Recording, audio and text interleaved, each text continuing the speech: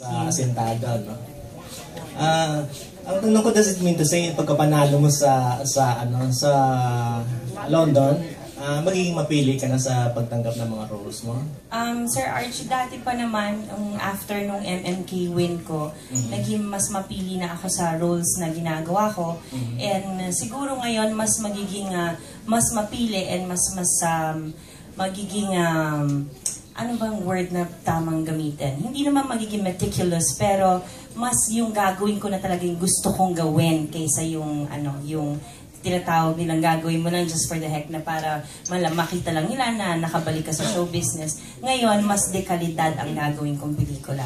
And hopefully, sa mga TV shows din, ito, inumpisa na nga ng Inday Bote, hindi naman ako mapapahiya na ang unang soap ko for this year, tinanggap ko yung Inday Bote kasi pagpanood nyo naman sa FX pa lang namin, pinagkastusan talaga. And yung storya namin, and yung role ko dito, kakaiba. Going back to yung role mo dito sa Inday Bote, ano yung redeeming factor ng character mo rito? Miss Danica, di ba sa huli naman merong redeeming factor? May marami kasing twist, di ba Miss Danica, na mangyayari? Meron naman po, pero may journey din kasi yung character ni Miss Aiko as Fiona. So yun yung kailangan po nating antabayanan. Ganda naman po. Ang Inday Bote is ay fantasy, no?